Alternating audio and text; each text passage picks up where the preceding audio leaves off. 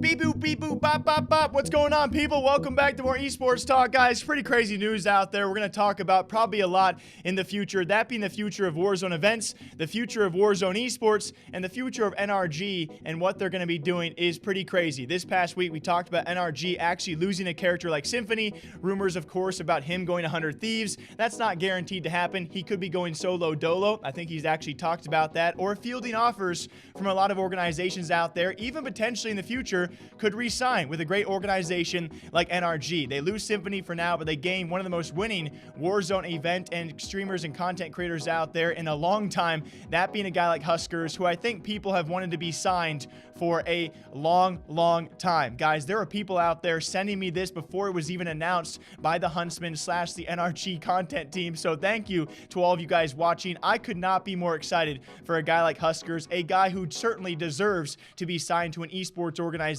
for how competitive he has been in Call of Duty Warzone, and has been for some time when it comes for Twitch rivals and those style of events. He certainly has been very dominant alongside someone like Symphony. Very ironically, NRG lose him, but they gain a guy like Huskers, and it makes people wonder exactly what their future plans might be. Despite all of this, though, a super exciting announcement for the ever-expanding content team for NRG.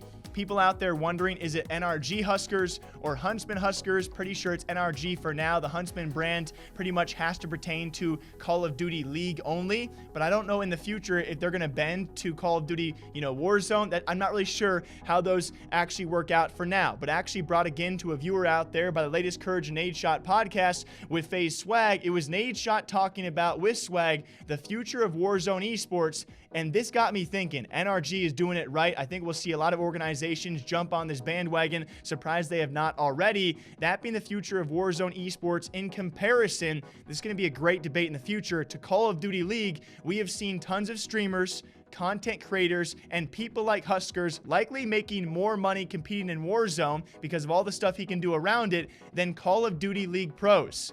Is it a better future? I have no idea. For someone like Huskers, certainly probably is. Here is Nadeshot and Swagg talking about a potential future of Warzone Esports and where it might go. Swagg, if Warzone, I mean, in my opinion, these kill race tournaments have been a lot of fun and obviously very successful.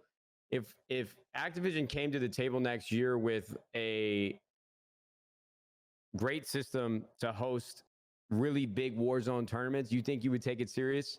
You think you would lock in and try to win some of that shit? Give me an example. Like, what do you mean? Like the amount of money, or like the format of like how? Like a structured league behind Warzone tournaments. Like events that lead up to the World Championship. Wow. And ways to qualify. Do you think that you would try to, be at the top of that and be successful? If they set up like Fortnite, where it's like you're talking about like custom lobbies, right? Where like 100 people, 100 like pro players are getting to lobbies. Is that what you mean? Not necessarily. No, I just mean more putting more effort into the organization of bigger Warzone tournaments with more money on the line. Same format as you're playing now. Yeah. I'm just curious if that would interest you. 100%.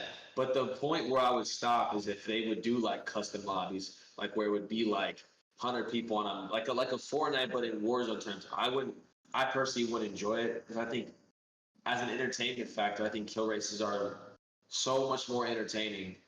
Like when Fortnite Friday was happening, I literally would watch the Fortnite Friday all day.